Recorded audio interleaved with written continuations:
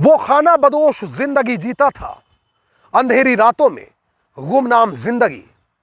सड़कें उसकी मंजिल और फुटपाथ उसका ठिकाना था, मगर क्योंकि वह एक सामान्य व्यक्ति नहीं बल्कि एक साइको किलर था, ऐसे में वह जहां कहीं रहता था वहां महिलाओं के सिर पर मौत मंडराती थी, क्योंकि वह महिलाओं से संबंध बनाने की फरमाइश रखता था।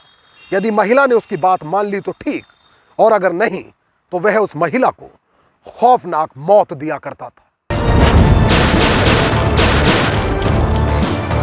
नमस्कार, आदाब दोस्तों, मैं आपका साजिद सैफी हूं और आप हमारी खास पेशकश बेपर्दा देख रहे हैं। और बेपर्दा में बात आज ऐसे साइको किलर की जिसने जिस किसी महिला को भी कत्ल किया, डॉक्टरों ने जब उसकी बॉडी का पोस्टमार्टम किया तो उनके हाथ कांप गए।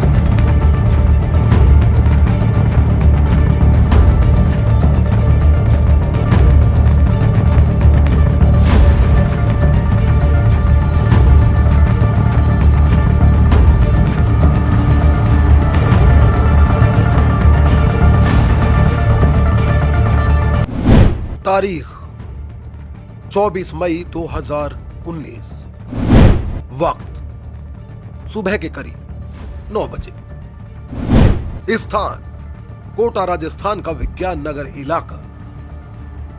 यहां पुलिस को एक सरकारी स्कूल परिसर में नग्न अवस्था में महिला का शव पड़ा होने की सूचना मिली। यह शव एक बोरी में बंद था, जबकि मृतका के पेट को तांबे के तार से सिला गया था। लाश की हालत ऐसी थी कि उसे देखकर वहां मौजूद पुलिसकर्मियों की भी रूह कांप गई, जबकि कत्ल की यह खौफनाक वारदात रेप के बाद हत्या किए जाने की ओर इशारा कर रही थी। खैर, पुलिस ने जहां शव को कब्जे में लेकर पोस्टमार्टम को भिजवाया तो वहीं अज्ञात हत्यारों के खिलाफ मामला दर्ज भी किया गया। लेकिन महिला के शव का पोस्टमार्टम कर रहे डॉक्टरों ने जब तांबे के तार से सिले गए महिला के पेट को खोला तो उनके होश फाख्ता हो गए, क्योंकि बेहया कातिल द्वारा उसके पेट से आते व अमाशय निकालकर उसमें कपड़े भर दिए गए थे। ये कारनामा करने के पीछे कातिल का क्या मकसद था? ऐसे करके वो किसको क्या संदेश देना चाहता था? जिस महिला को उसने कत्ल किया वह कौन थी और उसे स्कूल तक कैसे लाया गया? ऐसे कई सवाल अब पुलिस के सामने सिर के बल खड़े हो गए। लिहाजा अब इस महिला की पहचान और इस खौफनाक हत्याकांड के खुलासे के लिए करीब 100 लोगों की टीम तैयार की गई, जबकि टीम ने जहां अपने खबरी सक्रिय किए तो वहीं मुख्तलिफ दिशाओं में जांच को भी आगे बढ़ाया गया। राजस्थान पुलिस की इस कार्रवाई से साफ जाहिर हो रहा था कि पुलिस के आला अफसर यह जान चुके हैं कि हो ना हो इस घटना के पीछे कोई मंझा हुआ अपराधी है, मगर वो शायद ये नहीं जानते थे कि हत्या का ये मुकदमा उनके लिए दर्द सर बन सकता है, क्योंकि कत्ल की इस वारदात को जिसने अंजाम दिया है वह कोई सामान्य अपराधी नहीं बल्कि अपराध की दुनिया का बहुत पुराना खिलाड़ी है। जी हाँ, बिल्कुल ठीक सुना आपने, क्योंकि महिला को अपना निवाला किसी और ने नहीं बल्कि अपराध जगत का जहरीला सांप कहे जाने वाले महावीर उर्फ मोहन ने बनाया है। वो महावीर जो ऐसे 3 अलग अलग मामलों में पहले ही सजा याफ्ता था, मगर जैसे ही उसे 2016 में पैरोल मिली तो वह फिर सड़कों पर शिकार करने निकल पड़ा, जो एक बार फिर महिलाओं को अपना निशाना बना रहा है। ये हैवान समाज में स्त्री जाति के लिए चलती फिरती मौत है, खौफनाक मौत। बुरी तरह से शराब का आदी महावीर शराब के बिना नहीं रह पाता। आदतन शराबी महावीर को कुछ ही घंटे बीतने के बाद हर कीमत पर शराब चाहिए होती है, जबकि शराब के नशे में होने पर जो भी महिला उसके साथ संबंध बनाने से मना करती है वह उसे ऐसी मौत देता है जो इंसानियत को खून के आंसू रोने पर मजबूर कर दे। महिला ने यदि उसकी हरकत का विरोध किया तो वह पहले उसे बुरी तरह प्रताड़ित करता है और फिर उसके साथ दरिंदगी की सारी हदें पार करते हुए उसके शरीर से चीर फाड़ करके अंदरूनी अंगों को निकालकर फेंक देता है और उसके पेट में कपड़े ठूसकर फरार हो जाता है। कहा जाता है कि लंबी मुद्दत से कई सपेरे कानून की झोली लेकर अपराध जगत के जहरीले सांप को तलाश रहे हैं, जबकि 24 मई 2019 को हुई इस वारदात के बाद भी सीसीटीवी फुटेज की मदद से पुलिस यह जान चुकी है कि इस खौफनाक वारदात को भी महावीर उर्फ मोनू ने ही अंजाम दिया। मगर आइए पहले जानते हैं कि महावीर को पकड़ने में पुलिस को आखिर जल्द सफलता क्यों नहीं मिल पाती है। दरअसल कोटा का रहने वाला महावीर सिंह उर्फ मोहन का कोई ठिकाना नहीं है, ना तो उसका कोई परिवार है और ना ही कोई रिश्तेदार। उसने कभी मोबाइल भी यूज नहीं किया। खाना बदोश महावीर खाना खाने और शराब पीने के लिए मजदूरी करता है। वह कब कहां होता है इसका किसी को इल्म नहीं होता।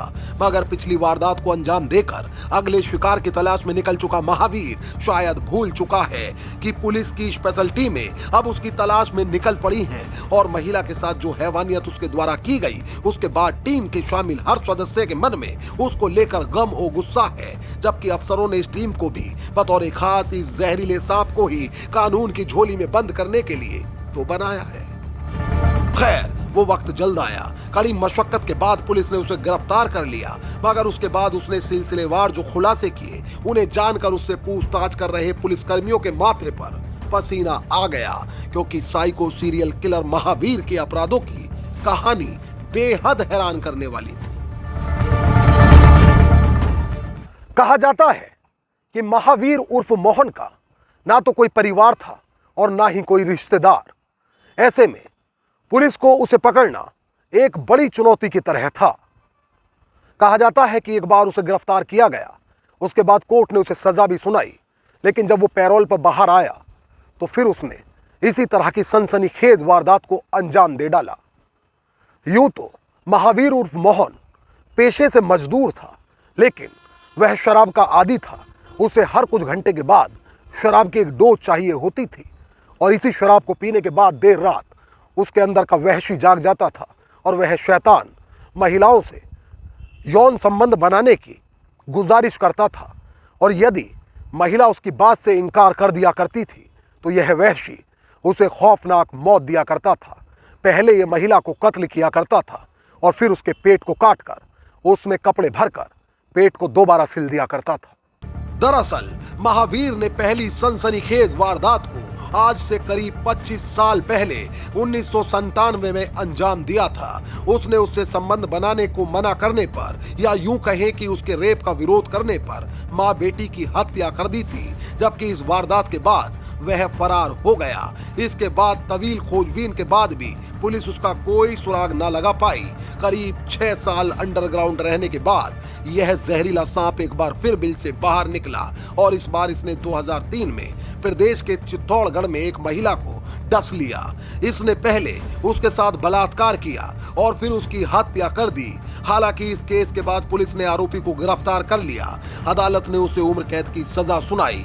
जयपुर की सांगानेर जेल में बंद आरोपी को 2016 में पैरोल दी गई, जिसके बाद वह फरार हो गया। पुलिस ने उसे तलाशने का प्रयास किया लेकिन सफलता हाथ नहीं लगी और फिर 24 मई 2019 को इसके द्वारा इस वारदात को अंजाम दे दिया गया।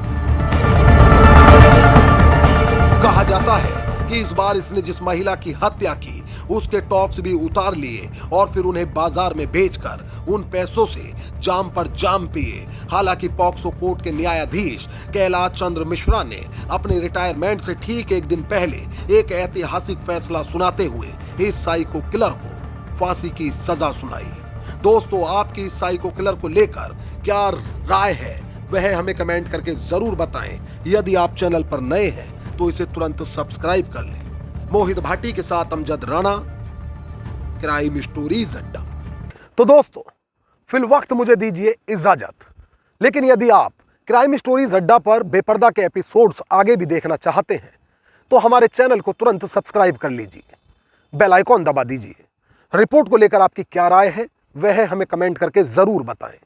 यदि आप चाहते हैं कि हमारे एपिसोड्स की सीरीज आगे जारी रहे तो हमें सपोर्ट करिए। हमारे वीडियोस को ज्यादा से ज्यादा लाइक और शेयर करिए। एक नई कहानी के साथ हमारी आपसे फिर होगी मुलाकात और क्राइम स्टोरीज अड्डा पर फिर एक नया चेहरा होगा बेपर्दा। तब तक के लिए आदाब, नमस्कार, जय हिंद।